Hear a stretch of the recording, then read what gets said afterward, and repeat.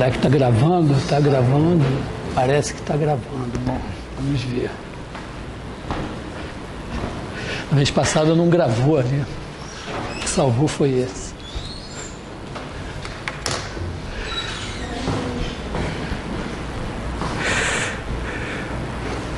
Bom, então, para hoje, estou pensando em falar em... Tá difícil esse quadro. Produto vetorial. Para falar em produto vetorial, eu vou voltar nos números complexos, contar uma historinha. Como a gente viu, bom, os números complexos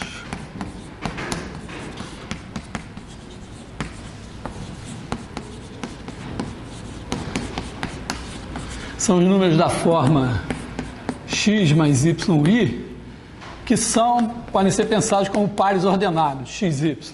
Quer dizer, um número complexo pode ser pensado como um ponto do plano. Isso é uma coisa que demorou, né? Já falei, os números complexos começam a aparecer na segunda metade do século XVI, 1500 e tanto, em 1600 e pouco já são de uso corrente entre os sábios, mas só por volta de 1800 é que eles vão ter essa interpretação como pontos do plano. E um dos caras, tem vários caras que trabalharam nisso, um deles, que nem foi o primeiro, né, é o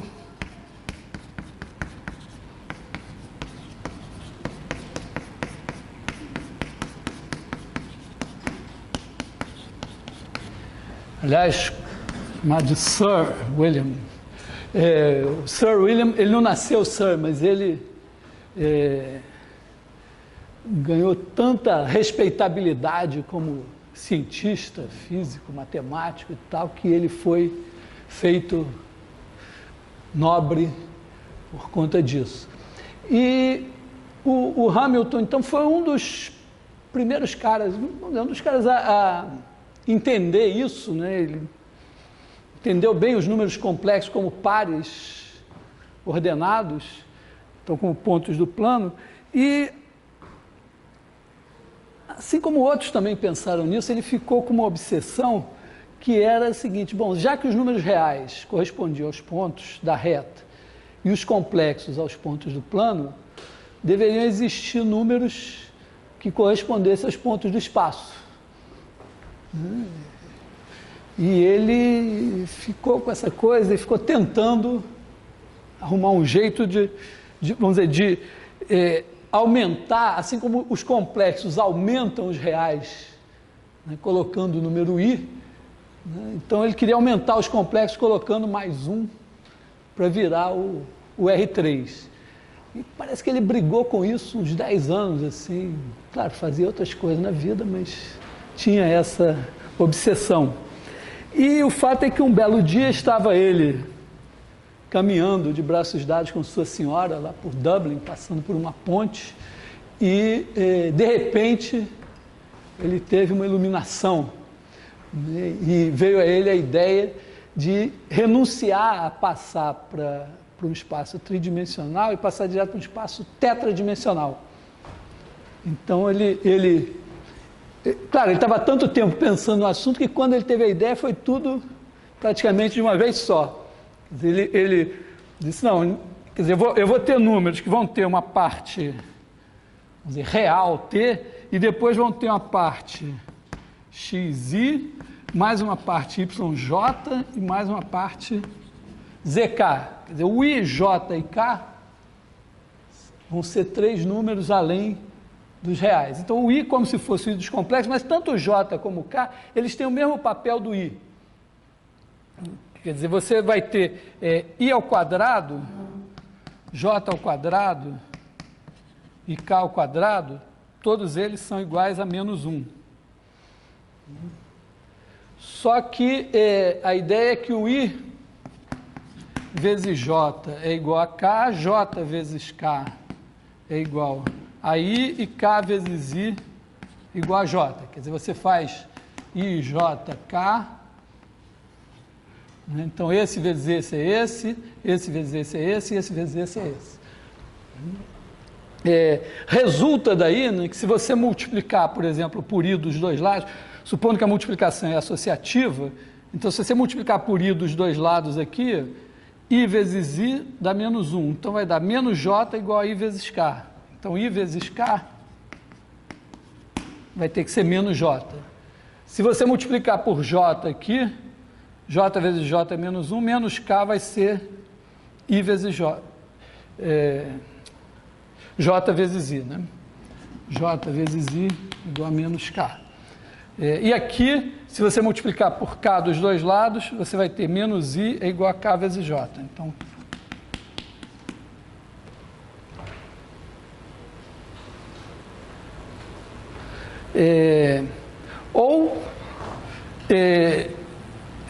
você também pode fazer uma observação mais simples, que parece, né, botar I vezes J vezes K aqui, vai ter que dar menos 1. Então, isso daqui...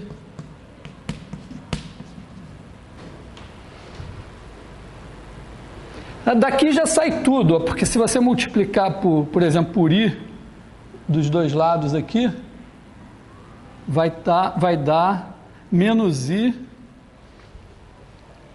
é igual a menos J vezes K. Se multiplicar por K, então, dessa fórmula daqui, saem todas as outras. E o Hamilton percebeu isso imediatamente, ficou tão entusiasmado que ele tirou o canivete do bolso e gravou essa fórmula lá num pilar da ponte, e imediatamente ele foi para a academia, lá da Academia de Ciências da Irlanda, não me lembro o nome exato, e anunciou que ele ia dar uma palestra sobre os quatérnios na próxima sessão. E apresentou isso. E, bom, eu estou falando dos quatérnios aqui, não vou falar, o interesse aqui não vai ser tanto nos quatérnios, mas vamos...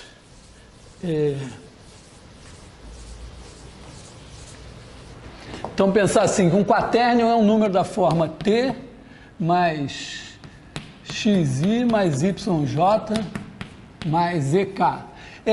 Originalmente esse T era W, mas é claro que aqui não dá para a gente deixar de pensar que aqui você tem o espaço-tempo, né? O tempo escalar, e aqui, então isso aqui é a parte escalar.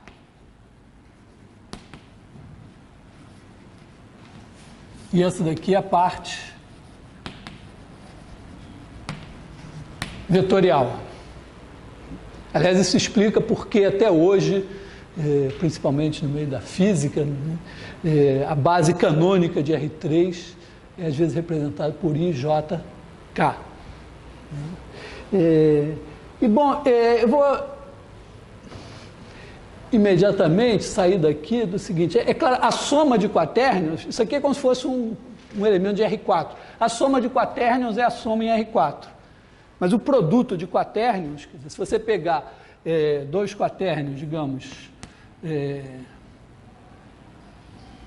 aliás, quer dizer, vamos dizer, T1 mais X1, I mais Y1, J mais E1K, vezes T2 mais X2I mais Y2J mais E2K, então isso se multiplica distributivamente e associativamente. Não vale a comutatividade.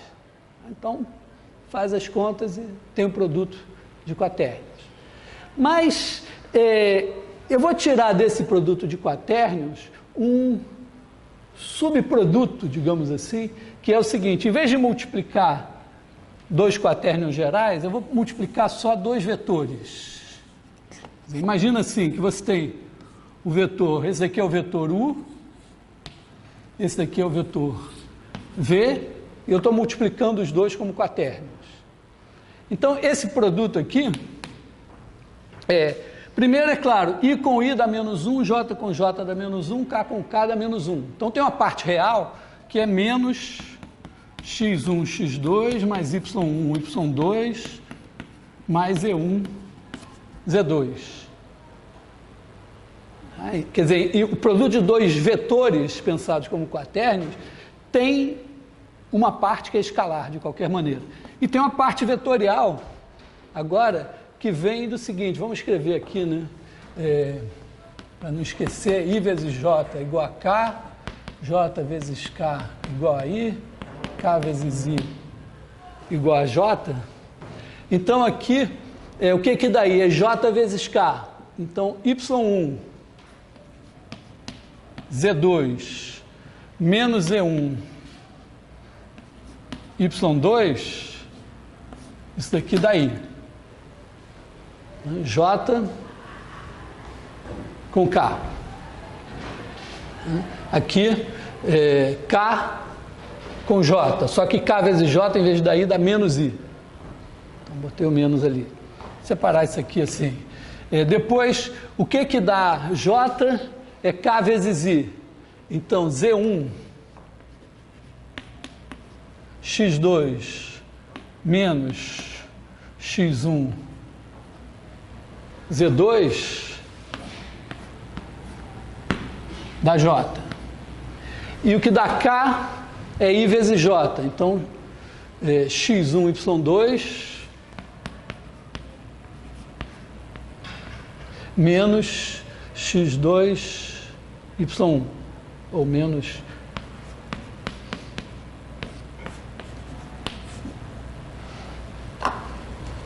Deixa eu dar esse cara aqui.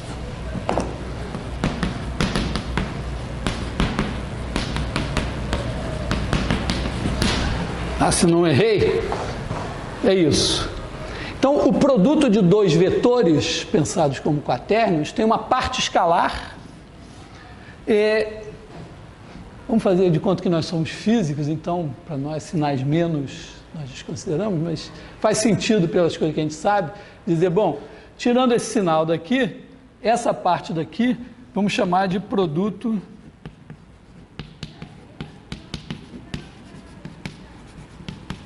escalar. E essa daqui, vamos chamar de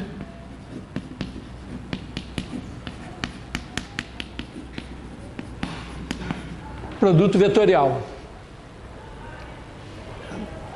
Bom, esse produto escalar aqui já é nosso conhecido, ele tem um significado geométrico que a gente já estudou.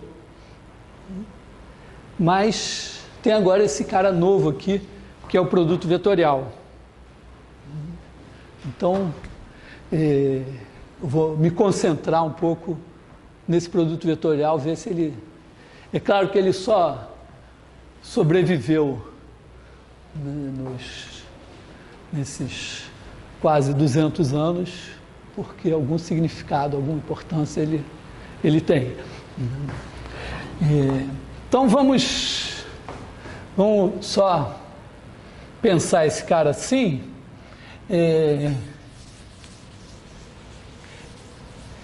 Eu vou escrever ele de uma maneira que lembre o determinante. Olha só, isso aqui tem um determinante, porque se eu escrever aqui x1, y1, z1, x2, y2, z2 e jk, olha só, esse determinante pode ser calculado como? Multiplicando esse cara por esse determinante aqui, que é y1, z2 menos z1, y2.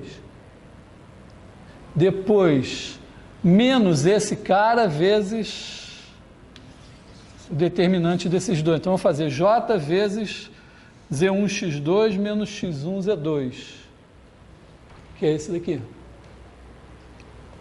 E k vezes x1y2 menos y1x2. Então, esse produto vetorial pode ser uma maneira boa de lembrar dele, se você decorar o determinante 3×3, é escrever assim.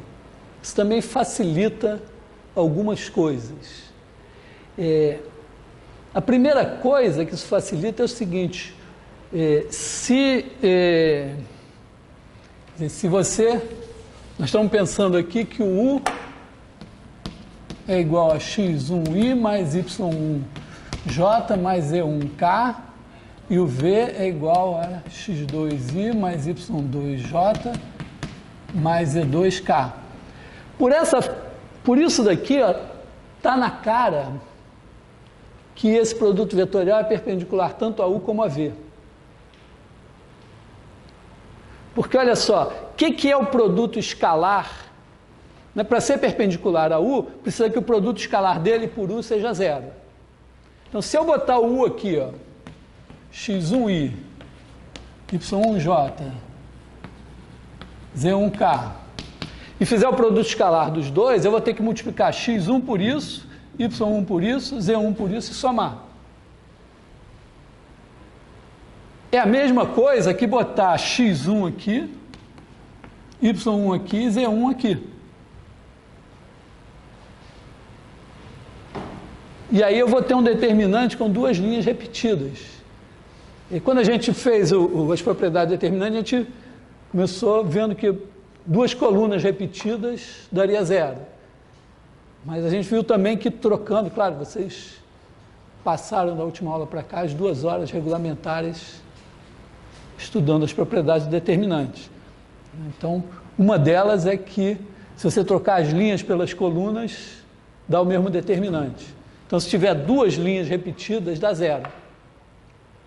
Então, se eu fizer o produto escalar do U por esse cara, corresponde a fazer isso vezes x1, mais isso vezes y1, mais isso vezes z1, que é esse determinante aqui, né?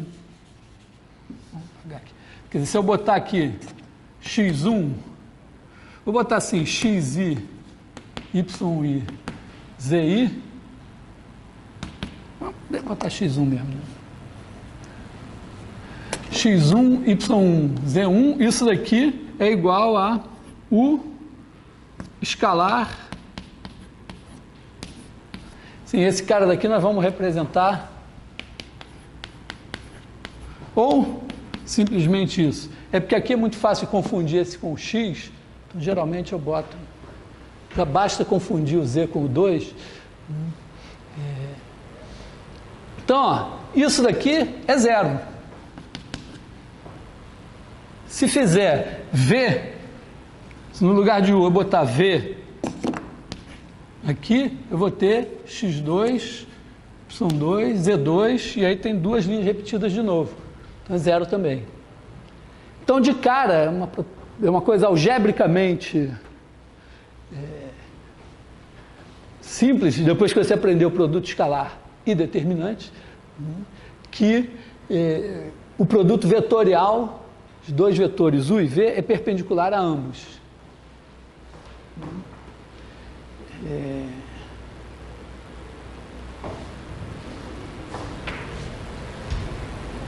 Agora, tem uma outra propriedade do produto vetorial. Então, você pega assim, dois vetores no espaço, faz o produto vetorial. Já é uma maneira legal de você achar. Se você tiver dois vetores que não são colineares, né, você já acha um terceiro que é linearmente independente com eles, até perpendicular. Ou se você tiver, por exemplo, um plano dado por dois vetores, o produto vetorial já dá o vetor normal ao plano. É ótimo, é lindo. Mas o produto vetorial ainda tem uma propriedade super interessante, que é a seguinte, ó. Repara uma coisa, vamos voltar aqui para o I, IJK, vamos botar aqui U vetorial V igual a isso, abrir espaço aqui, e observar o seguinte, ó, imagina que a gente está aqui em R3,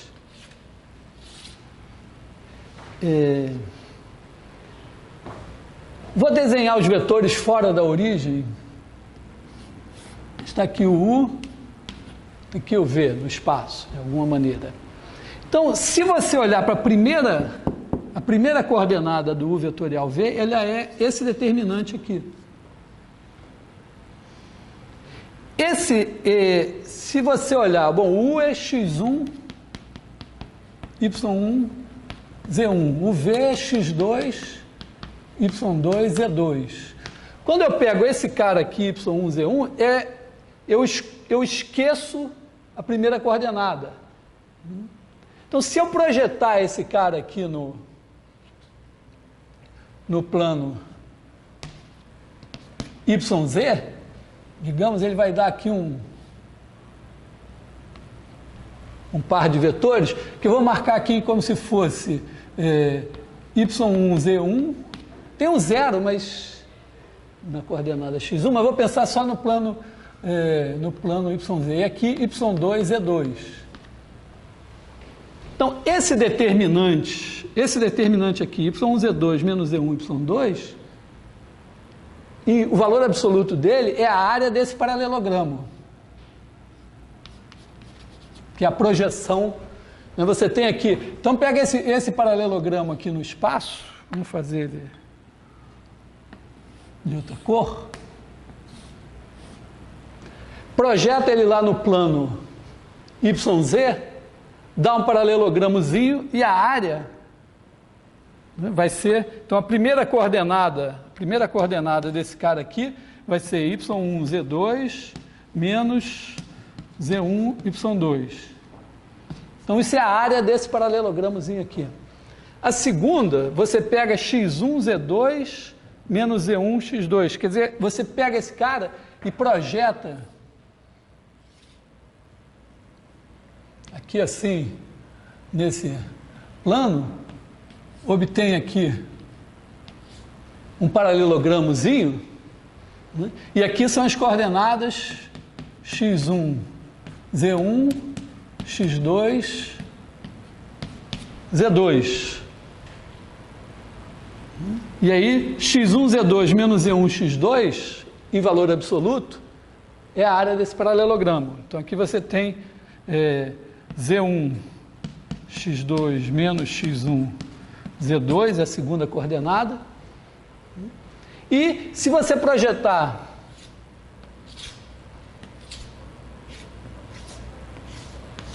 aqui assim,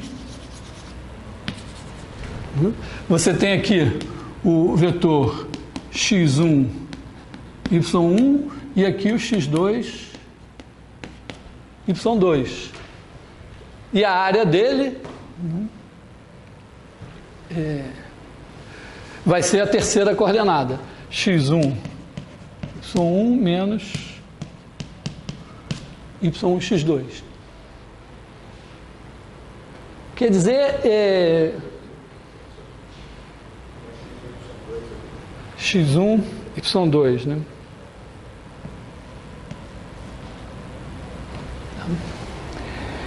Então, esse cara daqui,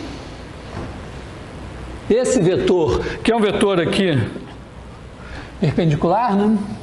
Esse aqui é o U vetorial V, ele é perpendicular a ambos. Um ângulo reto aqui, outro ângulo reto aqui. Ele tem essa propriedade. Essa propriedade, vou fazer um desenhozinho aqui, parece não ter nada a ver, mas pega em vez de um paralelogramo, pega um segmento de reta no plano. Esse aqui, a projeção dele é essa aqui no eixo do X. E a projeção no eixo dos Y é essa aqui. O comprimento, o quadrado do comprimento dele, vamos chamar isso aqui de L, A, B, né? L2 é igual a A2 mais B2. Teorema de Pitágoras. Vou dizer para vocês o seguinte, vale aqui um teorema de Pitágoras, que é o seguinte, se você pega uma figura plana no espaço, aí projeta no plano XY, obtém uma figura como essa. No plano YZ obtém outra figura como essa, e no plano XZ obtém outra figura como essa. O quadrado da área dessa figura é a soma dos quadrados das áreas dessas figuras aqui. Tá? Vou demonstrar isso. Demonstrando isso, significará, né, que, repara, o quadrado dessa área, mais o quadrado dessa área, mais o quadrado dessa área, na verdade, é o quadrado da primeira coordenada do vetor V, mais o quadrado da segunda, mais o quadrado da terceira. Então, a soma desses três quadrados é o quadrado da norma dele.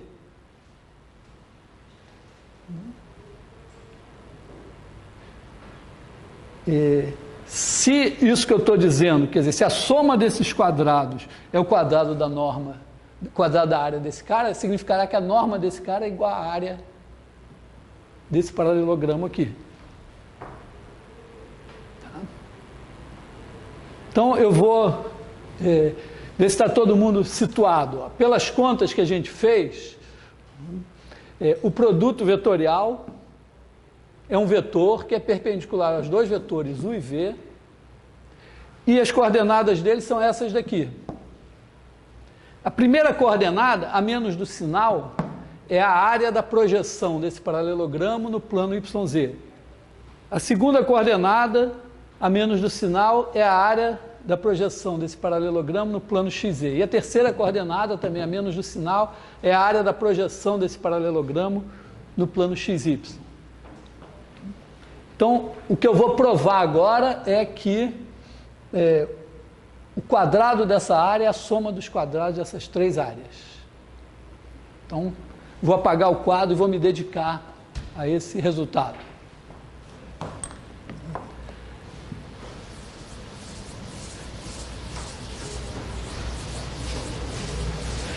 Então, vejamos. Eu preciso de uma pequena observação preliminar, que é a seguinte: se eu tiver dois planos, digamos que eu tenho um plano aqui, outro plano aqui, né, eles se encontram nessa reta, e aí esse plano aqui, eu pego uma figura aqui, digamos assim, um retângulo, e projeto nesse plano daqui assim. E obtenho aqui um outro retângulo, porque nesse caso eu estou pegando esse lado aqui paralelo à interseção. Então, esse ângulo reto aqui é preservado. Se preserva reto aqui. Aí, o que acontece com as dimensões desse retângulo? Esta dimensão aqui se preserva. Mas essa daqui diminui. O que acontece com ela? Você tem um plano aqui, outro aqui, você tem aqui um tamanho L, quando ele se projeta aqui, esse ângulo aqui é θ, ele vira L cosseno θ. Então, vamos botar assim, lema,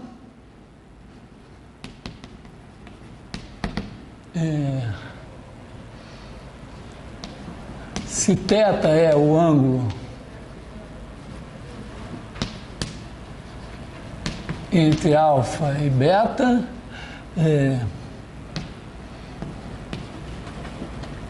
a área da projeção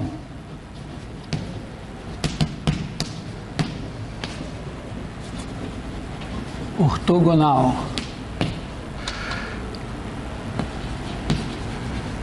sobre beta, beta é esse aqui, que é alfa, de uma figura de alfa é a área original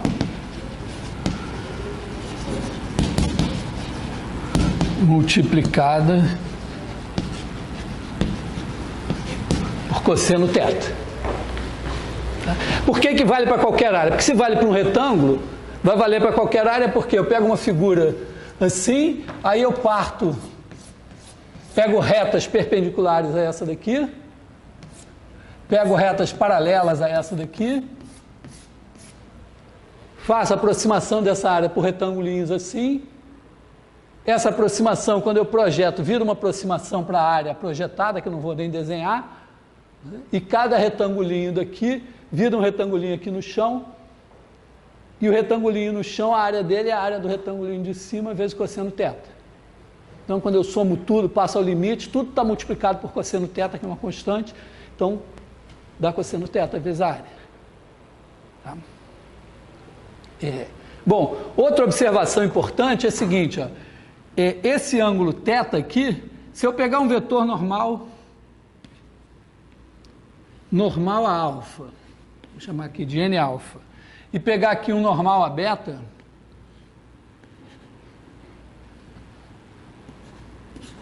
n beta, esse ângulo aqui é θ. Porque aqui, ó, eu girei de 90 graus, aqui eu girei de 90 graus, o ângulo θ se manteve.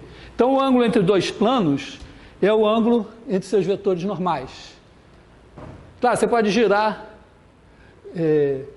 para o lado errado, e aí o ângulo vai defasar. Você poderia, vamos dizer, você poderia ter girado esse daqui para cá. Mas o cosseno do ângulo, a menos do sinal, é o mesmo. Quer dizer, o quadrado do cosseno do ângulo é o mesmo. Gire você para um lado ou para o outro. Tá? Bom, então vamos fazer o seguinte.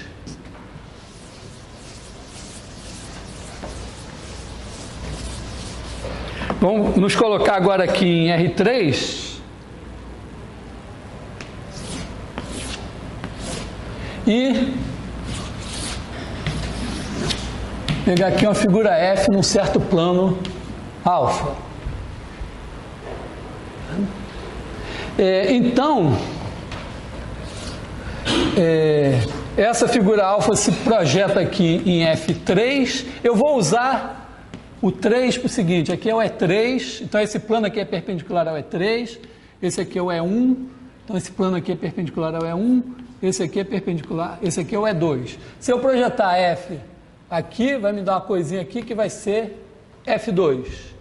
E projetando aqui em cima me dá F1. Então, a área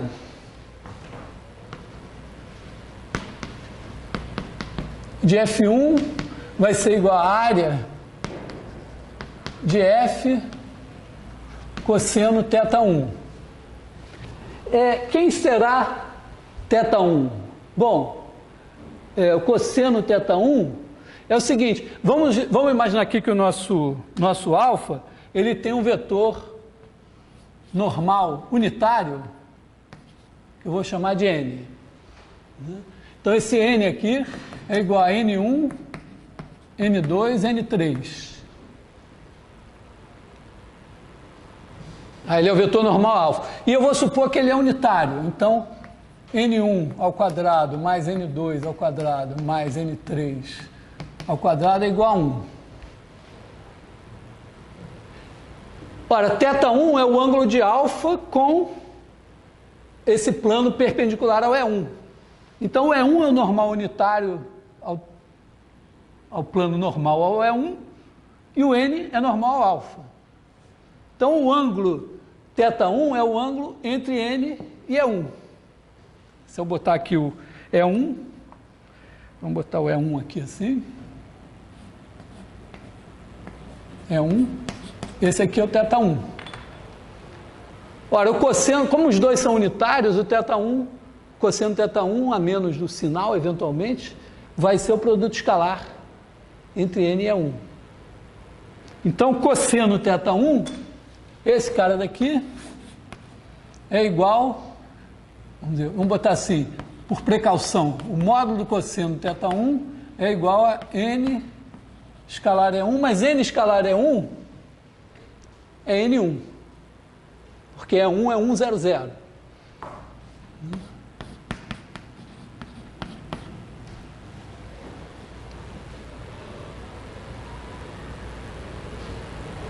Bom, pelos mesmos motivos, né? A área de F2 é igual à área de F cosseno θ2, e aí o plano seguinte é o plano perpendicular ao E2, então está aqui o E2, está aqui o E2, está aqui o θ2, ou assim o θ2. Na verdade, o θ2 a gente pegaria o menor, mas... então, o cosseno θ2, pelo menos em valor absoluto, é igual a n escalar E2, em valor absoluto, que é igual a N2 em valor absoluto. E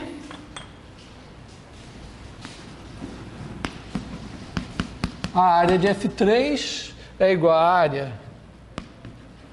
de F cosseno θ3. θ3,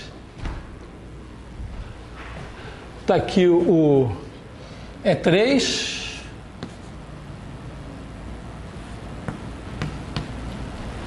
E3 aqui assim, então tem aqui o θ3, né, e o cosseno θ3 é igual a n escalar E3, vou botar o valor absoluto, porque pode ser menos isso.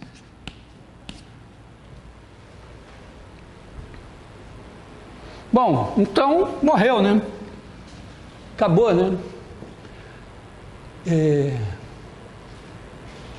Porque olha só, a área de F1 ao quadrado, vamos representar a área, vamos representar isso daqui por isso aqui, a área de F, vamos representar assim, etc.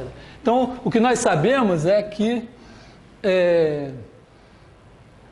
a área de F1 ao quadrado é igual à área de F ao quadrado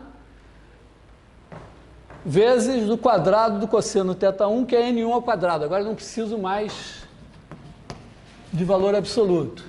A área de F2 ao quadrado é igual à área de F ao quadrado, N2 ao quadrado. A área de F3 ao quadrado é igual à área de F ao quadrado, N3 ao quadrado. Soma N1 ao quadrado mais N2 ao quadrado mais N3 ao quadrado é igual a 1.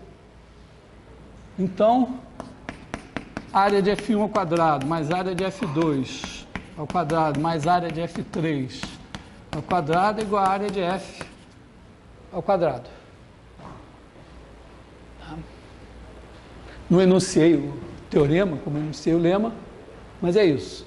Então, vale uma espécie de teorema de Pitágoras. Você pega três planos, 2 a 2 perpendiculares, né? Chão, parede, parede. Aí pega uma figura, projeta no chão, projeta numa parede, projeta na outra parede. A soma dos quadrados das áreas das projeções é o quadrado da área da figura. Plana, figura plana. Isso vale para dimensões maiores? Vale para dimensões maiores. Quer dizer, você pode fazer coisas semelhantes a isso para dimensões maiores. Assim como o produto vetorial tem um produto vetorial para dimensões maiores, mas é assim, se você está em Rn, existe o produto vetorial de n-1 vetores, que vamos dizer, se você sabe determinante n por n, é assim, você bota x11, sei lá, x1n, depois até xn-1, 1, xn-1, n. E aí você bota aqui, 1 até n, faz esse determinante, ele é o produto vetorial. E pelo mesmo motivo algébrico que eu mostrei, esse produto vetorial é perpendicular a cada um desses vetores. Tá? E tem também propriedade de, vamos dizer, de volume, de n volume. Vira uma espécie, quer dizer, assim como tem a área de dois vetores em R3, teria o volume n-1 dimensional desses caras aqui. Bom, mas então, voltemos à nossa história. Então, o nosso produto vetorial, ele é perpendicular, produto vetorial de U e V, ele é perpendicular a U, perpendicular a V, e pelas coordenadas dele, cada coordenada dele é a área de uma das projeções nos planos. Então, a soma dos quadrados das coordenadas é a soma dos quadrados das áreas das projeções, é o quadrado da área do paralelogramo formado por U e V. Se você tirar a raiz quadrada, por um lado é a área do paralelogramo formado por U e V, e por outro lado é a norma do produto vetorial. Então, o produto vetorial de dois vetores, ele tem... então, vamos...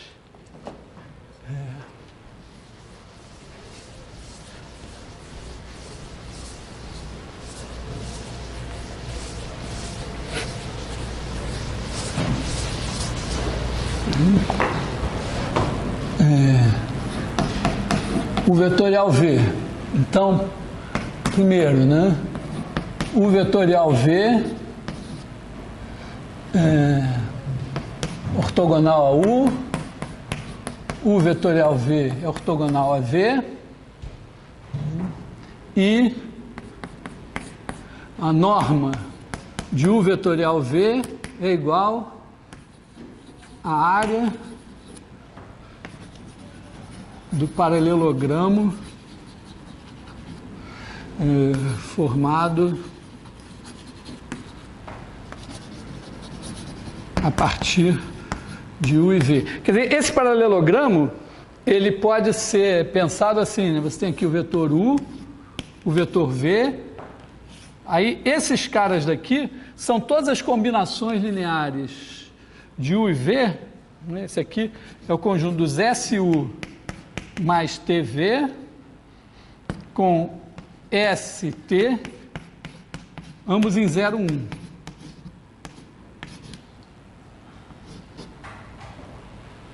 Quer dizer, você pega S vezes U, qualquer múltiplo de U entre 0 e 1, soma com qualquer múltiplo de V entre 0 e 1, aí dá um cara aqui dentro.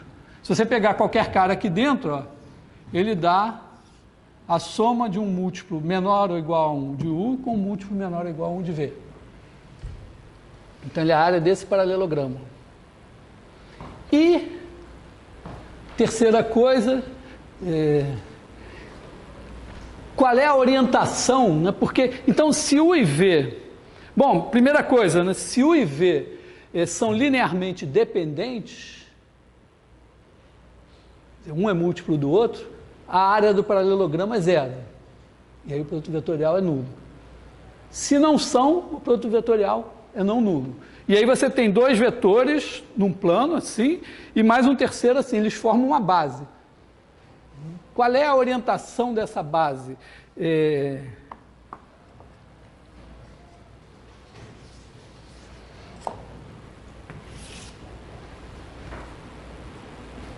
Então, vejamos, qual é a orientação dessa base? A gente tende a escrever essa base assim, U, V, U vetorial V, mas o certo é pensar U vetorial V, U e V. Dá no mesmo em termos de orientação, porque quando você troca a ordem uma vez, muda a orientação, troca a segunda vez, muda a orientação. Então, a orientação dessas duas é a mesma. Mas é que aquela generalização que eu falei em Rn, se você não botar o produto vetorial primeiro e os outros a seguir, fica errado se a dimensão não for ímpar, acho. Par, sei lá, se eu errei. Bom, então qual é a orientação? Pensa assim, você tem aqui U vetorial V, U, V. Aqui um ângulo reto, aqui um ângulo reto, e aqui não necessariamente reto.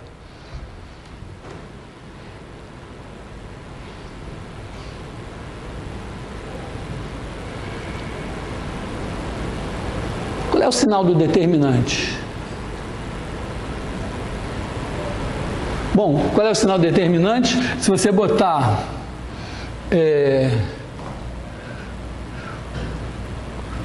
vamos botar aqui o x1, y1, z1, x2, y2, z2. E aqui a gente bota aqui é o U, aqui é o V, então aqui você vai ter y1, z2 menos y2, Z1. Aqui você vai ter x2 Z1 menos x1 Z2. E aqui você vai ter x1 Y2 menos x2 Y1.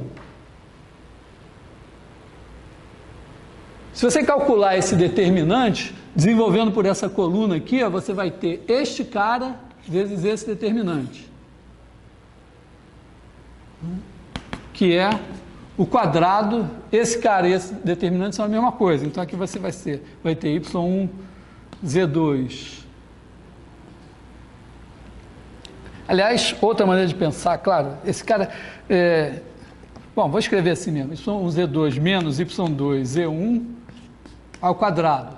Depois aqui você vai ter esse daqui vezes menos esse determinante, omitindo esse aqui, que vai ser o quadrado desse daqui, mais x2z1 menos x1 z2 ao quadrado. E depois você vai ter esse vezes esse determinante, mais x1 y2 menos x2 y1 ao quadrado. Na verdade, quando você faz o produto, quando você faz o determinante de um vetor com u e v, você faz o produto escalar desse vetor pelo produto vetorial de u e v.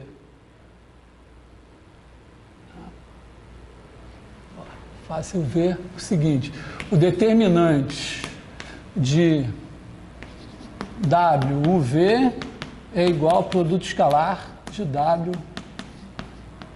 por u vetorial v.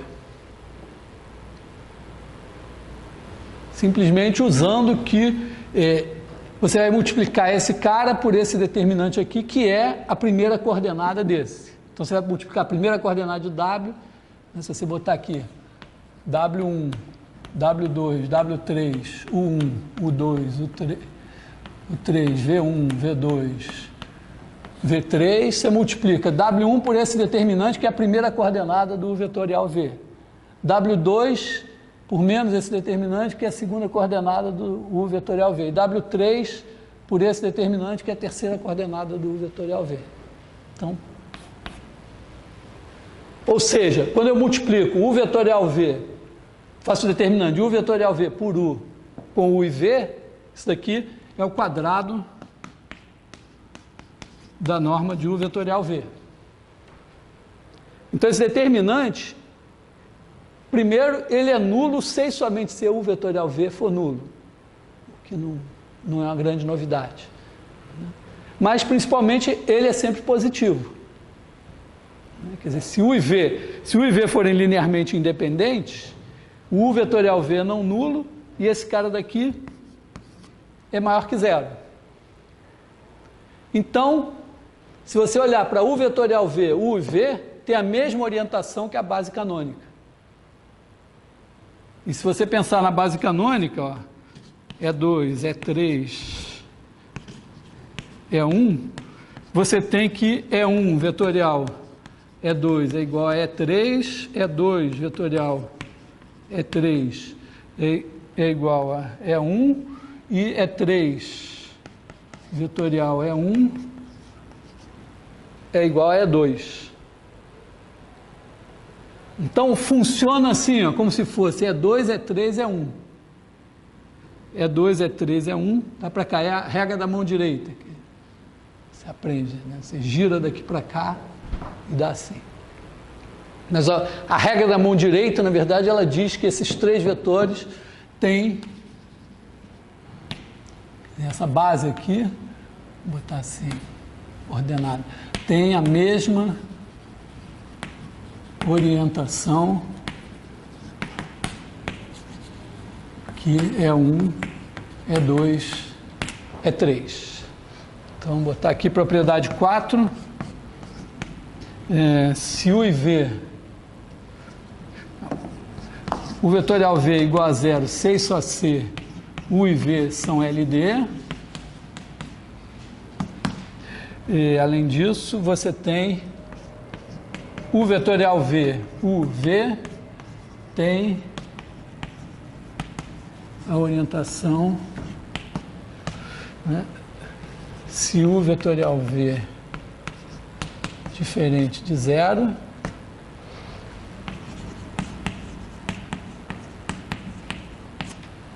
a base canônica. Então, isso é um produto vetorial.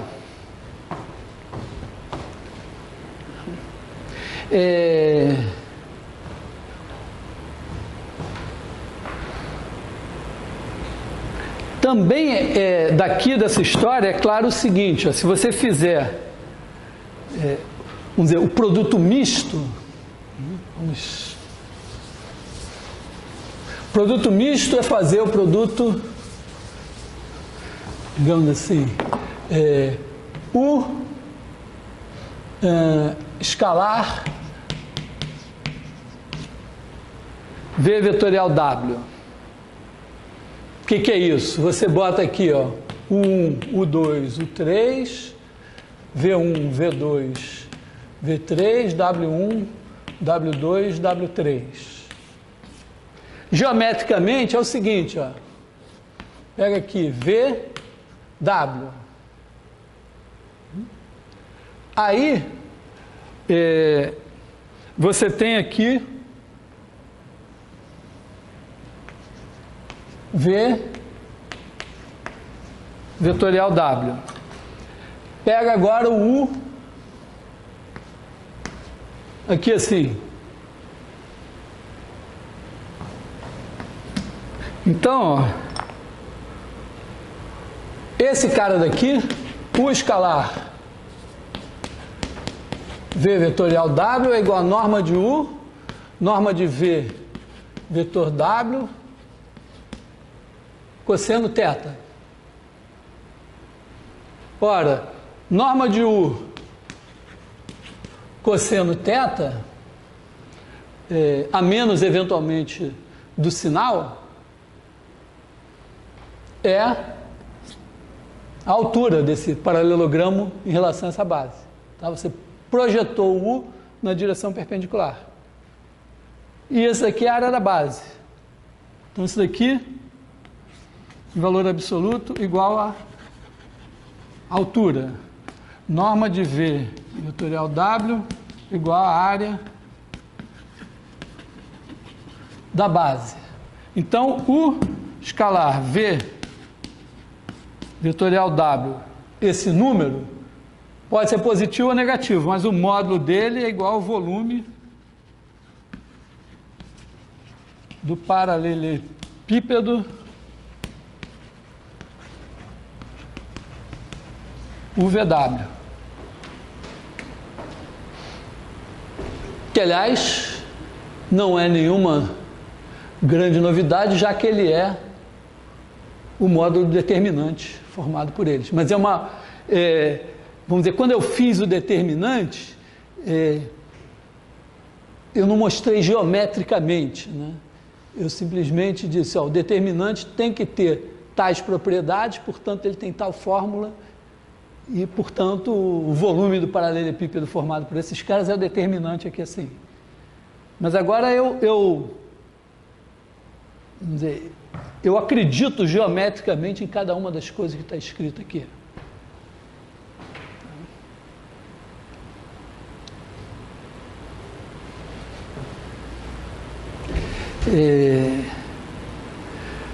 Claro que tem umas, por exemplo, se você fizer U vetorial V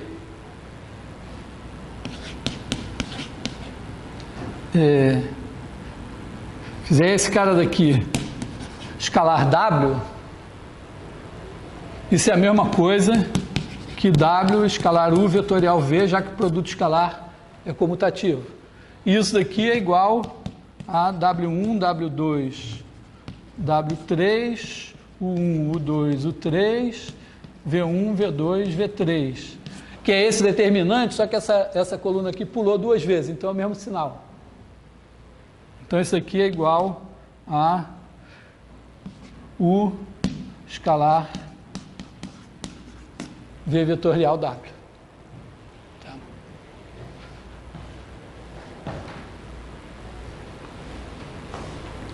Bom, também claramente o produto vetorial não é comutativo, né? Quando você troca a ordem, vai trocar o sinal. Tá? Bom, tem mais algumas coisas interessantes, principalmente referente a quatérnions. Tem uma maneira interessante de usar quatérnions para fazer rotações em torno de eixos em R3, que eu vou deixar no livro para vocês lerem. Não vou utilizar explicitamente agora. De qualquer maneira, recomendação básica, leiam pelo menos o meu livro, de preferência, leiam outros. De preferência, não leiam. Matemática a gente não estuda lendo, a gente estuda escrevendo, rabiscando, fazendo conta, pensando.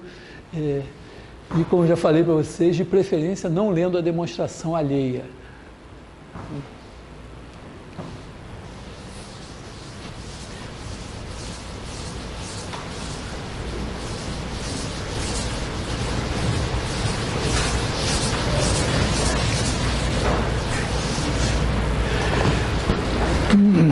Sair de cena, voltar para a cena. Agora, eu queria falar agora de perspectiva.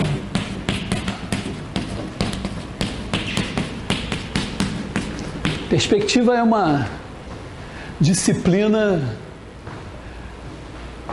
que ficou sempre confinada à Faculdade de Arquitetura ou à Escola de Belas Artes,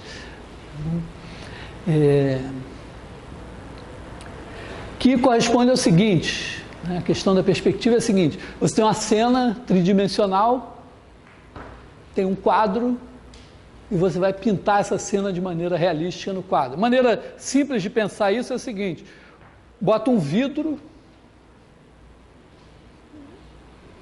escolhe um ponto de vista e olha para cada ponto do espaço e pinta no vidro o ponto correspondente. Quer dizer, a perspectiva consiste em você ter aqui uma coisa tridimensional, aqui tem um quadro, vou botar ele mais assim, né? Um quadro, aqui um ponto de vista, P0, e aí você liga cada ponto P a P0, onde bater aqui no quadro, você faz o P', é a vista dele em perspectiva.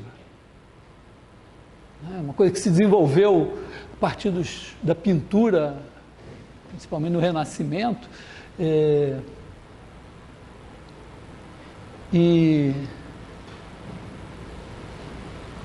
eu agora me esqueci. Outro dia eu estava conversando com bom, depois eu vou falar disso, do ponto de fuga, que tem uma diferença entre o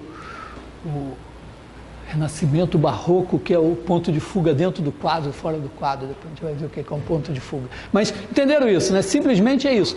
É claro que a perspectiva hoje ganhou também uma importância em computação gráfica, né? Bom, a perspectiva na arquitetura virou uma coisa feita por matemáticos também, né? Porque a máquina que faz, o computador pode fazer isso. A questão para nós, como é que é a vista em perspectiva? Você vai ter um sistema de coordenadas, x, y, z, e aqui está a sua realidade virtual preferida do seu videogame mais adorado. Está aqui assim. As coisas aqui estão paradas ou se mexem, não importa. Num primeiro momento pensa elas paradas, mas elas podem se mexer. E você está olhando de um ponto P0 aqui. Está olhando, digamos, e está desenhando ou vendo na sua... Vamos dizer, pensa assim, no seu videogame você está na sua nave espacial, né, e tem a janelinha na sua frente e você vai fazendo assim, né, e vai vendo a cena na sua janelinha. Então, em cada instante, você tem, você está aqui numa posição que vai variar com o tempo, mas vamos pensar parada. Você tem aqui um vetor, podemos chamar de N, unitário e normal ao quadro aqui, que diz, bom, o quadro está aqui. E, de certa forma, você tem, sei lá, as asas da sua nave, de alguma maneira, que diz, bom, aqui é a minha horizontal. Então aqui você tem, de alguma maneira, para cá um vetor perpendicular aqui que eu vou chamar de ε1. É claro que aí o seu sistema de coordenadas, se eu pegar esse vidro aqui e desenhar aqui assim, aqui, quer dizer, o ponto P0 está assim, se você andar perpendicularmente ao quadro, ele bate na sua origem. Esse ε1 está apontando aqui para a direita, está aqui o ε1, vamos supor unitário também. O n está entrando no quadro. Se você fizer ε1 vetorial n, você tem ε2. Então, ε2 é igual a ε1 vetorial n. E aí o problema é o seguinte, ó, você pega o ponto P, liga o ponto P0 e obtém o ponto P' aqui. O ponto P' vai cair, sei lá, digamos aqui assim. Ele vai ter coordenadas x, y, z. Mas o seu problema é escrever o P' igual, digamos, a U ε1 mais V ε2. E aí você bota na tela do seu computador que você está vendo. Tá? E depois você deixa todo mundo se mover na cena, o seu avião se mover. Isso aí então é mais ou menos o que veio física, um referencial? É um referencial móvel, né? Só que aqui não é só um referencial móvel, né? Porque você você não está pegando esse ponto P e escrevendo no sistema de coordenadas que tem o ε1, o ε2, sei lá, e o n ou menos n. Você está pegando esse ponto, projetando aqui. Então, primeira coisa, você não quer o ponto P, você quer o ponto P'. O ponto P' é relativamente simples, você tem que determinar a reta P0P e a interseção com esse plano, sei lá, alfa. Aí você determina, você molha, pum. Então ele vai ter coordenadas, P' vai ser x', y', z'. O P0 tem coordenadas x0, y0, z0, o P tem coordenadas x, y, z. Aí você determina esse cara, desde que, sei lá, você saiba quem é o plano alfa. Agora, o problema é que você não quer x', y', z', você quer u e v. Porque você não é saber quem é esse ponto, você quer a representação desse ponto na sua tela. Tá? Então, isso, vamos dizer, um bom arquiteto, antigamente, tinha que estudar, sei lá, uns 2 ou 3 períodos, sei lá quantos, de perspectiva, para poder fazer o desenho bonitinho. Agora é uma questão da gente achar a fórmula certa e mandar o computador fazer, programar isso para ser feito. Quer dizer, tipicamente, dá para entender daqui, né, que realmente, se você souber fazer isso, você pode depois dizer, bom, mas o P, na verdade, vai se mover com o tempo, o P0 vai se mover com o tempo, o N vai se mover com o tempo e o Epsilon vai se mover com o tempo. O que é isso? Quer dizer, o P0 é um ponto na nave espacial do videogame. É o ponto lá do olho do piloto. O N0 é o vetor unitário apontando para frente.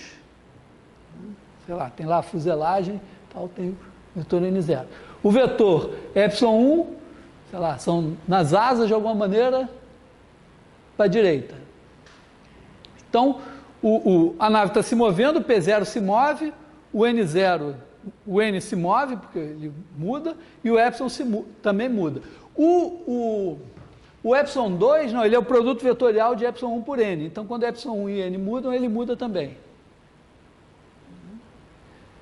Então, em cada instante t, você pode ter valores aqui para x0, y0, z0, para esse vetor, para outro vetor. Beleza. E o ponto P também pode estar mudando com o tempo. Então, no instante T, você olha para lá o ponto P.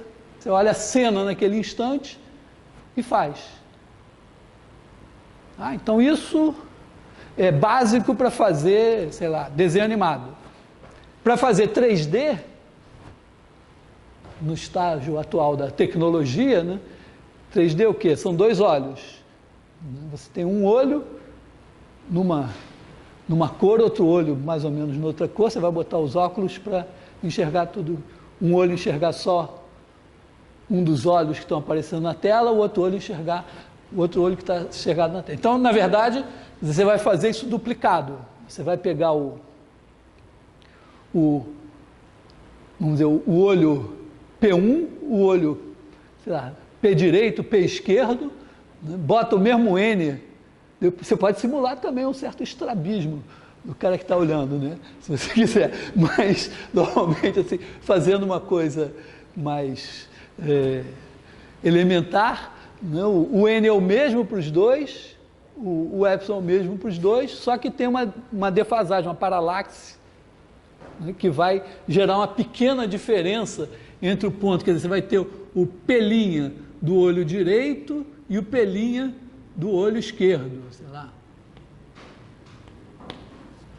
Alguma coisa assim. E mandar essas duas imagens para o nosso cérebro que vai permitir a gente fazer o cinema 3D. Mas, na verdade, se a gente souber fazer um, sabe fazer os dois, se souber fazer parado, sabe fazer em movimento. E depois, muita computação, muita arte, muita relação. Então, vamos aprender o beabá aqui, né? Bom, basicamente é um exercício. A gente tem todas as ferramentas necessárias para fazer isso, né? Vamos ver se... Acho que eu podia até deixar por conta de vocês. Vamos... Todo mundo entendeu tudo? Tem alguma dúvida? Vamos fixar aqui os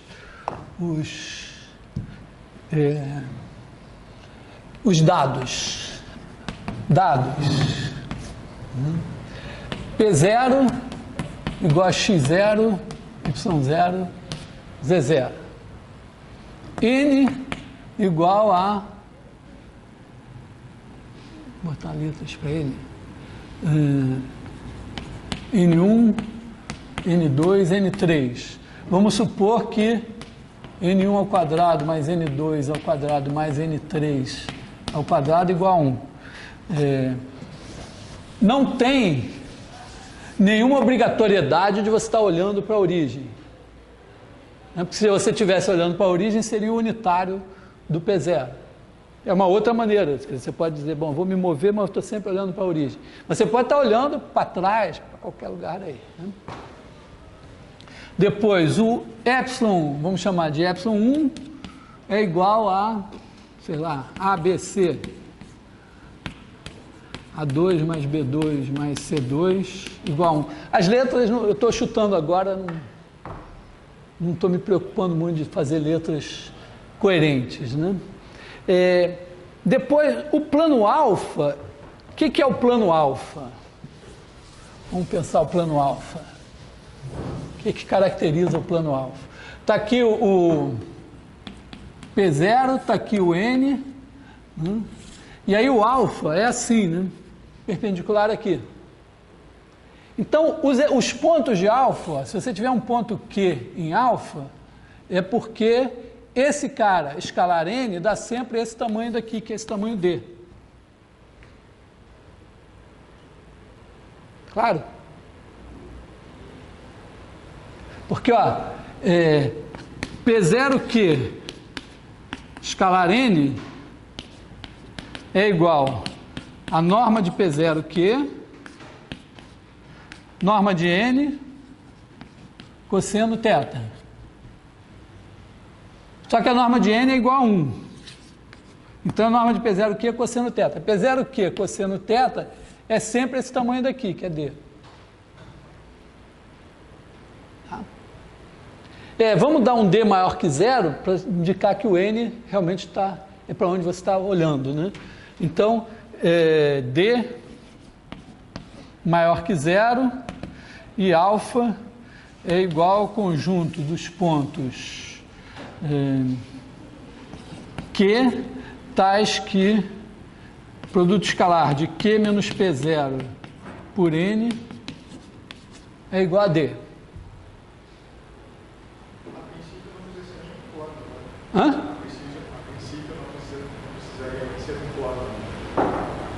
Não, é um plano. A ideia é que é um... Bom, a ideia é projetar num plano.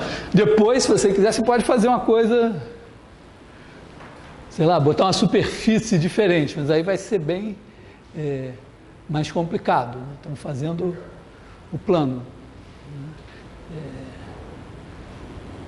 Em ótica tem até o seu valor, porque, de certa forma, em ótica você usa lentes e faz desvios e tal. Nós vamos ficar nessa...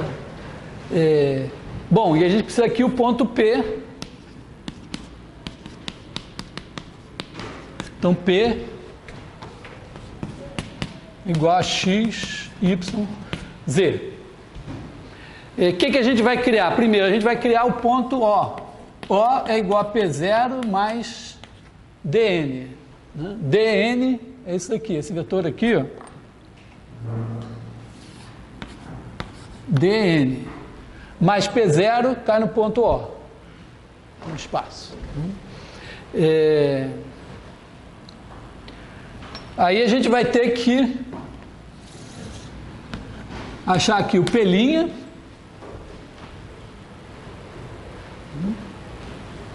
Aí a gente vai criar. Né? Então, aí nós criamos O, ε2, né? O já está na cara, P0 mais dN. ε2 é igual a N, é igual a ε1 vetorial N. E agora, voltemos aqui à nossa janelinha. Na nossa janelinha, então, a situação é a seguinte: está aqui o O, está aqui o ε1, daqui o ε2, né? E o P' é algum ponto aqui. O O, vou botar ele mais quietinho aqui. Então, a gente quer escrever esse vetor, ó, queremos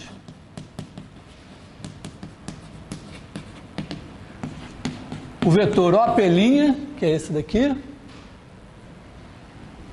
igual a U ε1 mais V ε2. Queremos achar U e V. É isso. Então é um ótimo exercício para, vamos dizer, eu diria assim, está aqui tudo que a gente precisa saber de perspectiva. Está encerrado o curso de perspectiva. Mas perspectiva tem umas coisas que eu queria destacar ainda. Todo mundo entendeu o exercício? Então, é esse o exercício. Esse exercício eu acho que é um capítulo do livro. Então, qualquer problema...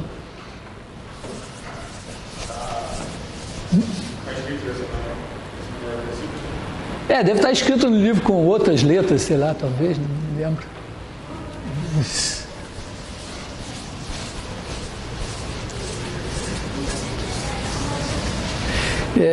A perspectiva tem uma coisa interessante na perspectiva, são os pontos de fuga, que corresponde ao seguinte, ó, digamos que a gente tem esse quadro aqui, né? E quando você olha retas paralelas, por exemplo, sei lá, vamos dizer, o caso mais simples, né? Você tem duas retas paralelas perpendiculares ao quadro. Aí você vai olhando para elas, olhando. Aqui, ó, vamos pensar assim, tem aqui o ponto P0 é o ponto do seu olho. Aqui tem uma linha no quadro, que é exatamente onde tem esse ponto O. Quer dizer, o P0 se projeta aqui no ponto O. Então, se você pega uma reta perpendicular ao quadro e vai olhando para ela, do ponto P0, primeiro você começa a cortar pontos aqui embaixo. Em seguida, na medida que você vai olhando para pontos mais distantes, a reta que liga o seu olho ao ponto da reta lá, ela vai levantando. Vai levantando, levantando, levantando e, vamos dizer, no infinito, essa reta vai bater aqui. Tá? Se ela for uma reta horizontal assim. Se você pegar outra reta horizontal, ela vai levantando, levantando, levantando e vai bater no mesmo ponto. Basicamente, o que é isso? Porque quando você liga o seu olho a essa reta, você constrói um plano, que é o plano dado pelo ponto P0 e a reta horizontal. Esse plano vai cortar essa reta aqui nesse ponto. Porque a reta que passa pelo seu olho e é perpendicular à reta horizontal, portanto, a horizontal que vem do seu olho. Aliás, nesse caso aqui, ela bate aqui em O, né? Tá, você está aqui olhando, bate em O. P0 bate aqui em O. Ela é paralela a essa reta aqui. Então, ela está no plano que liga o P0 a essa reta. Se você pegar outra reta horizontal, o plano P0 com essa outra reta horizontal também vai conter a reta que vai de P0 até O. Então, na hora que você for ligando o seu olho à reta horizontal lá, você vai construindo a interseção desse plano formado pelo seu olho e a reta horizontal com o plano do quadro, que é essa reta aqui que vai bater em O. Então, todas as paralelas horizontais vão se encontrar lá no infinito. É a coisa que você olha para uma estrada, quando tem uma estrada reta, você vê lá no fim como se fosse um ponto, é o ponto de fuga. Isso vale, na verdade, vale em geral, né? Se você tiver outro feixe de paralelas, cada uma delas, quando você ligar com o seu olho, você vai construir um plano. Esse plano vai interceptar o quadro numa certa reta. Só que vamos dizer, se você pegar todas as paralelas a essa reta, cada uma delas vai dar um plano passando pelo seu olho, e todos esses planos se interceptam numa mesma reta, que é a reta paralela a todas, que passa pelo seu olho. Essa reta, quando ela bater aqui no quadro, vai dar um ponto, que é o ponto de fuga dessa direção. Então, tipicamente em desenho de arquitetura, assim, você trabalha muito com ortoedros, né? Com figuras que são, vamos dizer, edifícios caretas, assim, que tem parede, parede, parede, parede, chão e teto. Então, você tem três direções de paralelas. Quer dizer, você tem aqui, digamos, se você fez assim, assim, aí aqui você tem a paralela a essa daqui. Você pode botar um ponto de fuga lá em cima. Digamos que aqui é vertical não tenha paralela, mas que você tem aqui outra coisa. E aí você tem aqui, você pode botar outro ponto de fuga onde você resolver, mas uma vez que você resolva esse ponto de fuga aqui, essa reta e essa daqui, e mais a daqui, essa daqui e mais essa daqui de baixo, todas elas vão ter que se encontrar aqui no mesmo ponto. Então essas daqui são verticais, essa, todas elas vão ter que correr, está mal feita a minha perspectiva, né? Mas todas essas 4 aqui vão ter que se encontrar num ponto de fuga. E essas 4 de cá vão encontrar num ponto de fuga. Se você deixou você pode deixar essas verticais de maneira que, quer dizer, se você tiver verticais assim, elas, vamos dizer, não vão ter ponto de fuga aqui no quadro. Então, por exemplo, você faz tipicamente um desenho de um ortoedro, você tem 2 pontos de fuga. Me disse outro dia um cara das artes que, se não me engano,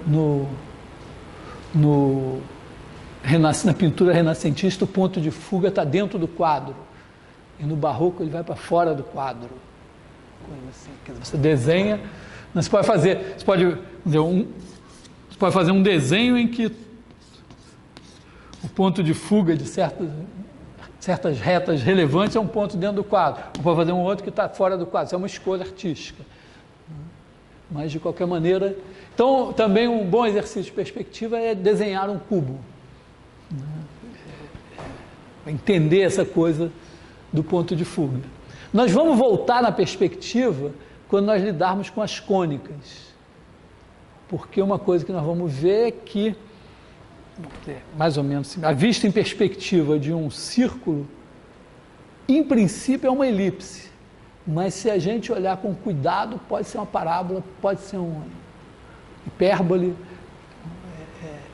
E, na verdade, a gente vai ver que a vista em perspectiva de uma cônica é uma cônica. Então, a gente vai voltar na perspectiva lá pelas cônicas.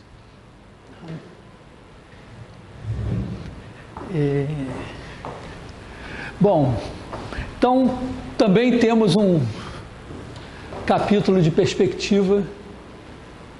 Temos um capítulo de produto vetorial para olhar, um capítulo de perspectiva para olhar, e vamos ter mais um capítulo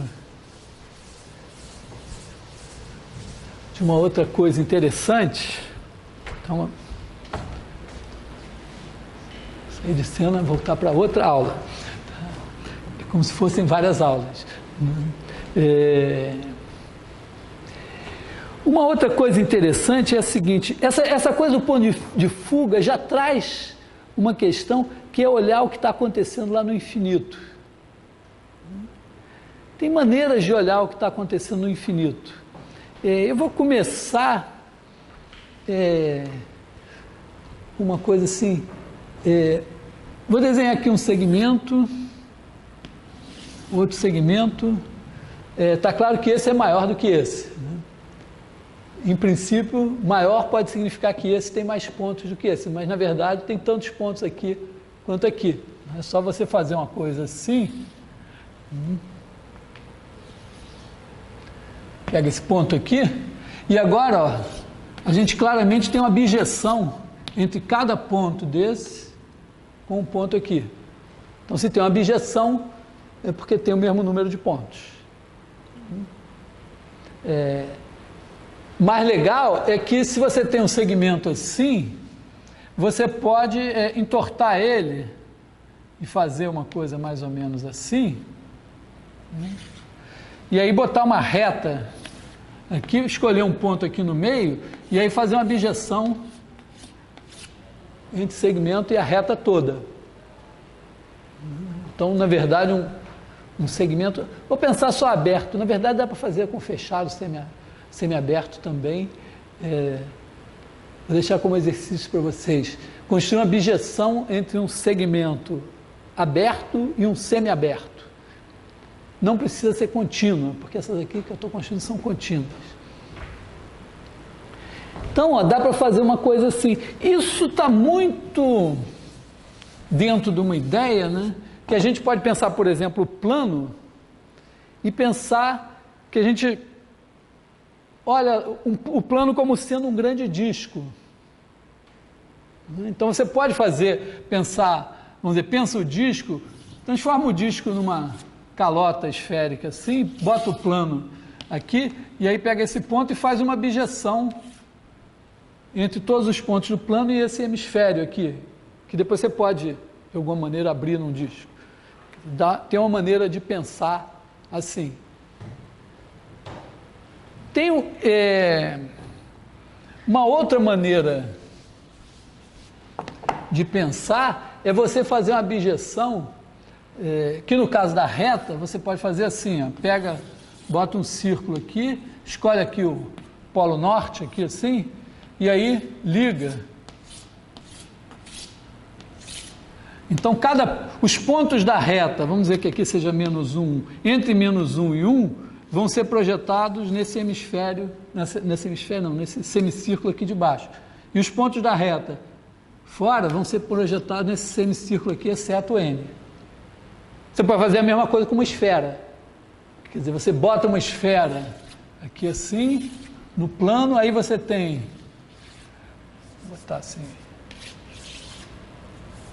Você tem aqui o círculo, sei lá, o Equador, Polo Norte. Pensa assim, aqui é o eixo do Z, o eixo do X, o eixo dos Y. E aí você projeta cada ponto do plano, você liga o ponto P ao Polo Norte e obtém aqui um ponto P'. Essa é chamada projeção estereográfica.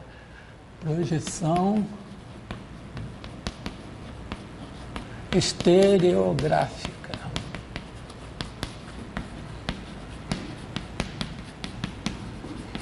Ela é legal porque aí, em vez de ter, é como se você dissesse, tem só um infinito. O infinito é o mesmo para todo mundo. Está aqui. Tudo que for para o infinito vai vir bater aqui assim.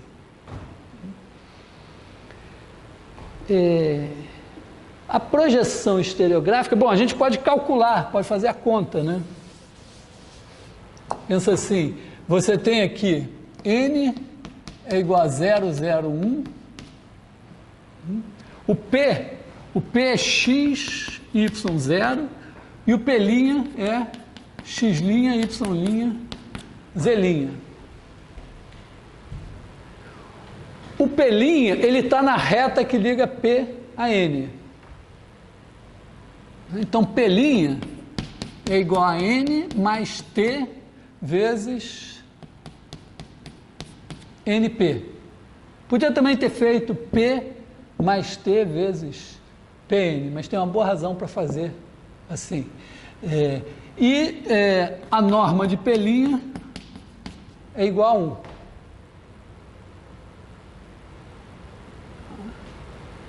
Por que eu faço assim? É porque com T igual a 0 dá N. Na verdade, quando você faz essa reta aqui, que liga N a P, ela tem 2 pontos na esfera, mas um é o N. E o N é obtido nessa formulação com T igual a 0. Então vai ser o T diferente de 0. Então, você faz isso aqui, P' vai dar X', Y', Z' é igual a 0, 0, 1, mais T vezes X, Y, menos 1, né? Tá? Porque esse cara daqui, ó,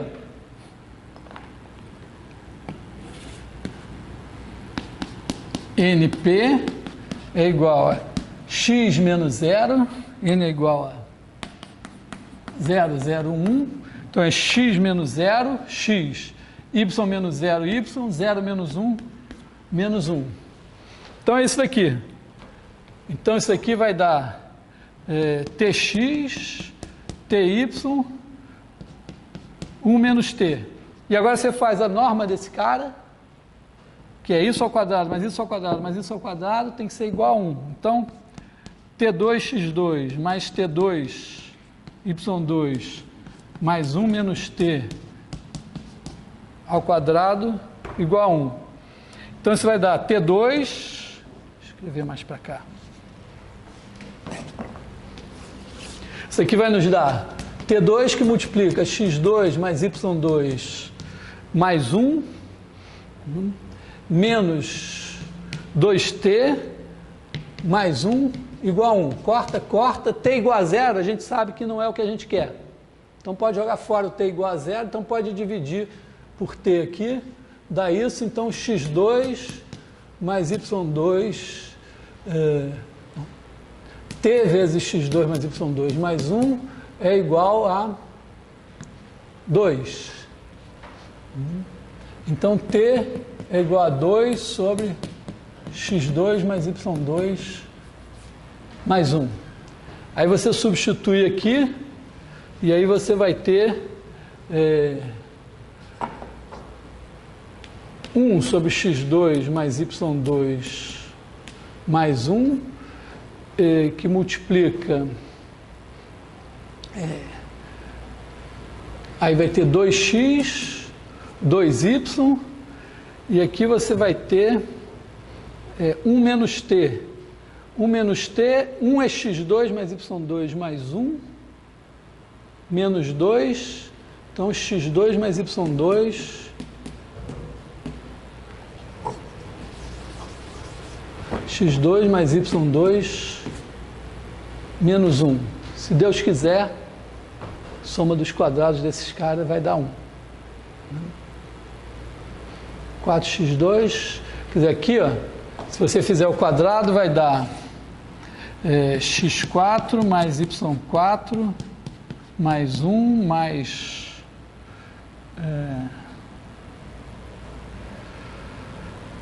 2x2 mais 2y2 mais 2x2 y2. Será que vai dar isso aí, cara?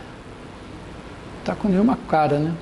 Mas bom, aqui 4x2 mais 4y2 mais x4 mais y4 mais 1 menos 2x2 menos 2y2 mais 2x2 y2, e bom, graças a Deus deu, né?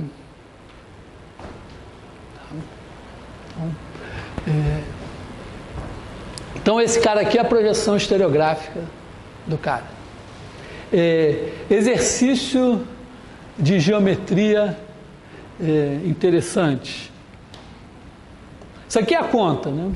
Conta, mas propriedades interessantes da projeção estereográfica.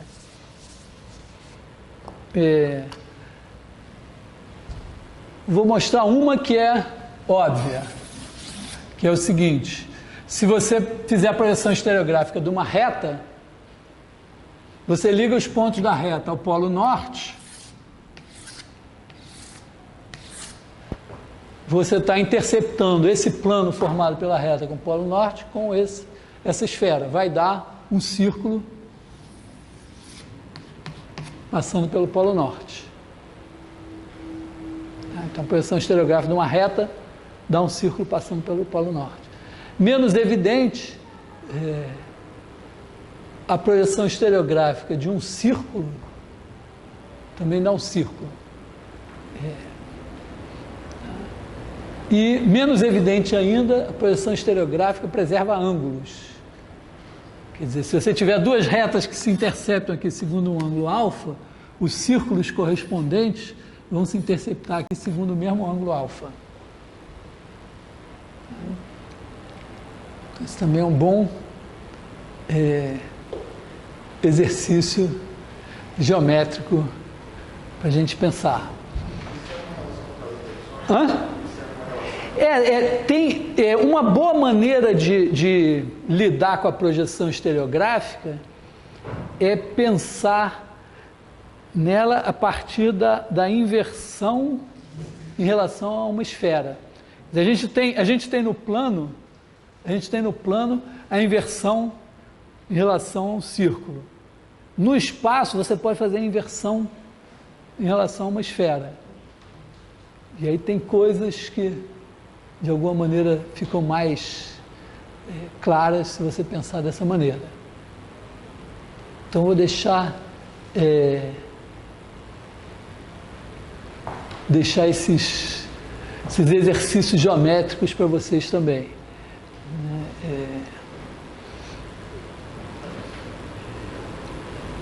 Eu acho que nesse nível que a gente está é melhor lidar com isso geometricamente do que nas contas.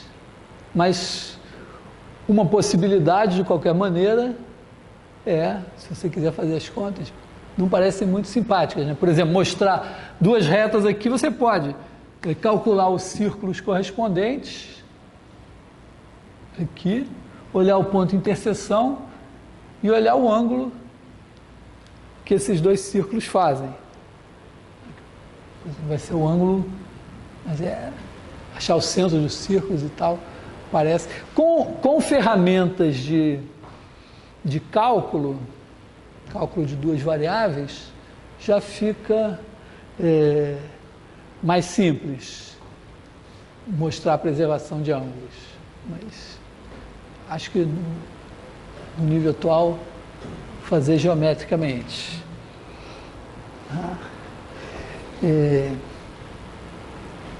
Tem uma...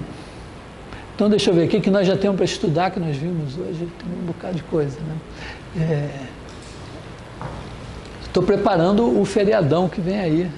Né? E tem uma outra... Isso aqui a gente... Olha a projeção estereográfica, estou olhando a projeção estereográfica como uma compactificação do espaço, que é o que é? É você trazer o infinito para perto, de alguma maneira. Então, né, a projeção estereográfica, na verdade, é uma compactificação do plano. Né? Você pega o plano e transforma numa esfera, e o infinito todo vem parar no Polo Norte.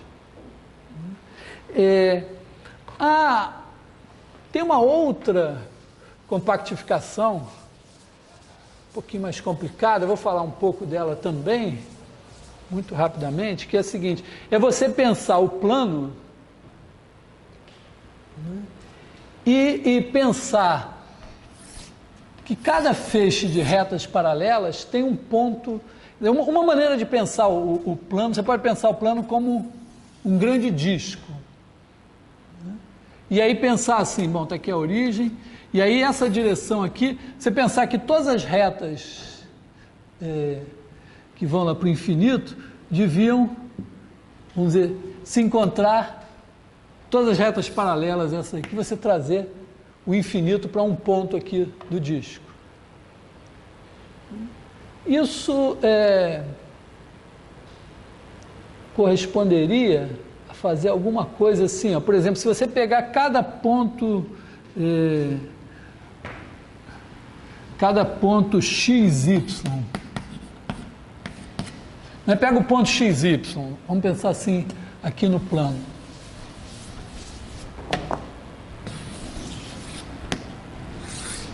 Aí você pega o ponto XY e traz para um ponto desse segmento aqui.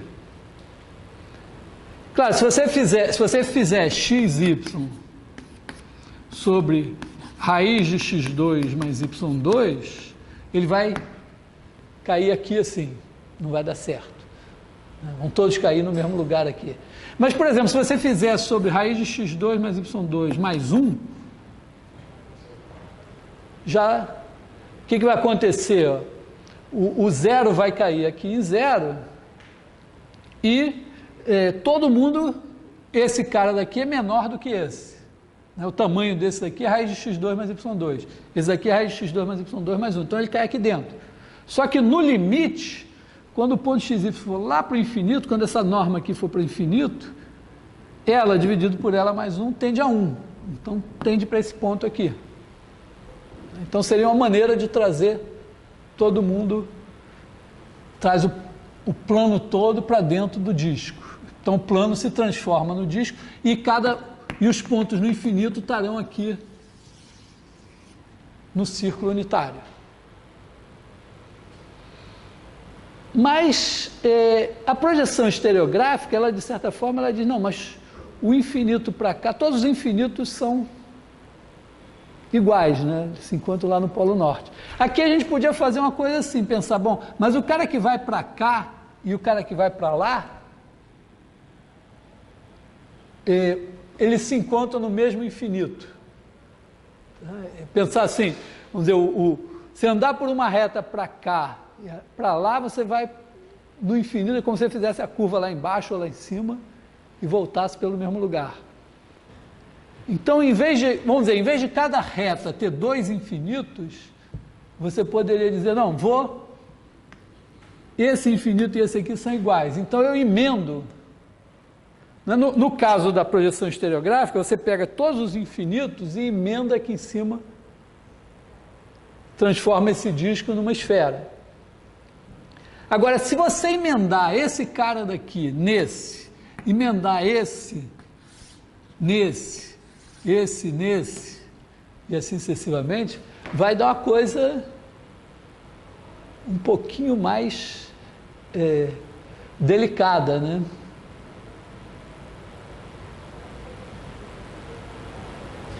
Tá? Dá para ver que não é uma coisa mais que você consiga fabricar. Tá? Emenda esse nesse, aí esse daqui vai emendar nesse, só que esse daqui vai emendar nesse. Que bicho vai ser esse? Tá? Esse bicho é o chamado o plano projetivo, que seria, vamos dizer, o interior do disco, só que com os infinitos emendados. E mais, você pode fazer isso para o espaço. Imagina assim, no espaço, que você dissesse, não, vamos trazer o espaço todo para uma bola. Só que em vez de pensar que tem um infinito, cada reta tem um infinito lá e outro cá, esses dois infinitos emendam. Então você pega a esfera, que é a capa da bola, e emenda cada ponto no antípoda. E aí você tem um espaço projetivo. Então, esses são objetos matemáticos, geométricos, que já começam a não caber naturalmente dentro do espaço euclidiano em que a gente vive. Então, são coisas interessantes. Nesse curso não vou explorar muito disso, mas é um primeiro toque para vocês pensarem. A geometria desse espaço é a geometria projetiva. De certa forma, tem a ver com a perspectiva pelo seguinte, né? Se você, normalmente, quando você pensa em perspectiva, vou me colocar aqui, eu olho para lá, o meu plano, é o plano do quadro, está ali. Então eu olho para lá e eu só vejo o que está na minha frente. Mas isso é uma limitação do meu olho. Se a gente colocar um ponto de vista que enxergue 360 graus, então você enxerga para frente e para trás. É claro que na vista em perspectiva, quando você olha para cá, todos os pontos dessa semi-reta vão bater no mesmo lugar. Se o ponto de vista enxergar para trás, os pontos de trás também vão bater no mesmo lugar. Então, as retas na perspectiva, desse ponto de vista, ela só tem um ponto no infinito, porque o ponto no infinito para frente e o ponto no infinito para trás vão bater no mesmo lugar. Então, esse espaço projetivo que eu estou falando, em que cada reta tem só um ponto no infinito, e que os feixes de paralelas vão ter o mesmo ponto no infinito, vem, de certa forma, da perspectiva.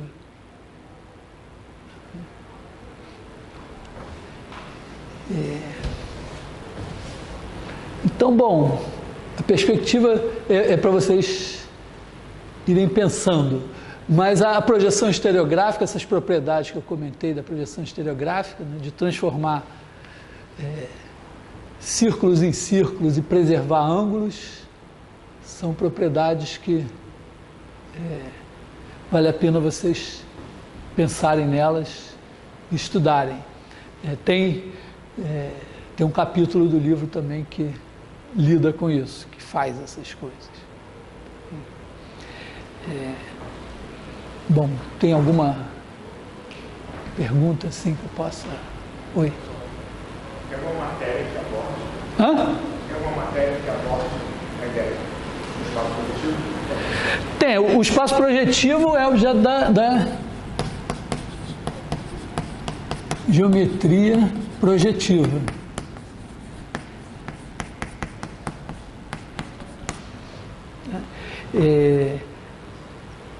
Na verdade, você... É porque a partir basicamente do século XVIII, do século XIX principalmente, você tem... as pessoas começaram a pensar em outras geometrias que não a geometria euclidiana. Uma das discussões era que, bom, os axiomas da geometria euclidiana pareciam naturais, exceto das paralelas, e meio que pensando a partir daí, surgiram propostas de outras geometrias. Então, o que é uma geometria? Você, sei lá, dá um espaço e dizer nesse espaço o que são os pontos e as retas. E aí tem os axiomas que essas coisas satisfazem. E uma das maneiras de pensar, vamos dizer, para uma geometria assim bidimensional, você pode ter uma superfície que faça às vezes de plano. Os pontos da superfície são pontos. E as geodésicas, se você pensando assim uma superfície dentro do nosso espaço, as geodésicas, que são as curvas de menor comprimento ligando pontos, podem fazer às vezes de retas. E aí, dependendo da superfície que você tenha, valem umas coisas ou outras. É possível, a partir daí, você construir... Por exemplo, uma ideia de geometria simplesinha é você pegar a esfera e dizer, bom, as retas na esfera são círculos máximos, né? Porque o menor caminho entre dois pontos sobre uma esfera, você pega um plano passando pelos dois pontos e pelo centro da esfera, isso dá um arco de círculo que vai ser a curva de menor comprimento sobre a esfera. Então, você prolonga esse arco até o fim e você tem um círculo máximo. Daí você vê que se você tiver, vamos dizer, uma reta é um círculo máximo. Se você pegar um ponto fora dessa reta, que é o círculo máximo, passar por ele qualquer outro círculo máximo, ele corta o outro círculo máximo que você tinha. Você tem aqui, você tem uma esfera aqui, aí aqui tem um círculo máximo. Aí você pega um ponto qualquer aqui, um círculo máximo, passando por esse ponto, sempre vai cortar esse outro círculo máximo. Não tem círculos máximos paralelos. Então aí você teria uma geometria que não vale o axioma das paralelas, assim, dados uma reta e um ponto fora dela, não tem nenhuma paralela. Tem outros modelos de geometria hiperbólica, um pouco mais difícil de produzir assim rapidamente, mas em que você dá uma reta, um ponto fora dela e tem infinitas paralelas. E aí, bom, então tem diversas situações em que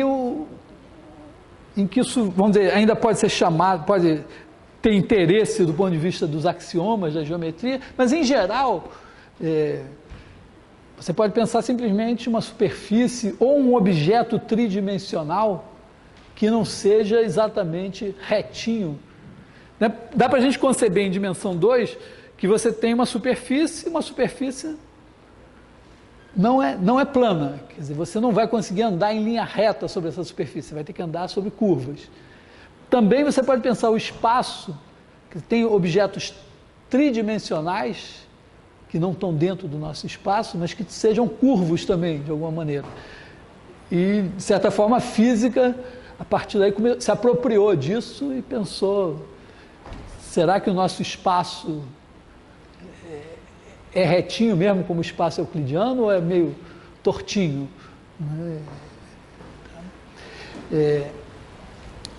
E em alguns casos, vamos dizer, algumas situações mais certinhas, como na geometria projetiva, na geometria hiperbólica e tal, você tem, vamos dizer, planos ou espaços particulares em que dá para fazer algumas brincadeiras geométricas que têm que são mais organizadas. De uma maneira geral, você pode pensar isso, o espaço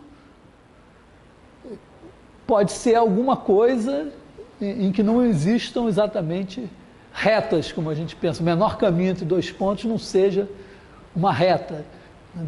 A gente consegue enxergar isso numa superfície. É fácil, né? Você pega uma superfície e diz, peraí, agora aqui, se eu quiser andar sobre a superfície, para chegar daqui até aqui, não posso andar em linha reta, vou ter que escolher a curva que faz o menor caminho. Mas você pode pensar isso em dimensões maiores. Então a gente constrói coisas que a gente não enxerga bem, e algumas delas podem ter significado físico. Bom, acho que hoje podemos ficar por aqui, né? Temos um bocado para estudar.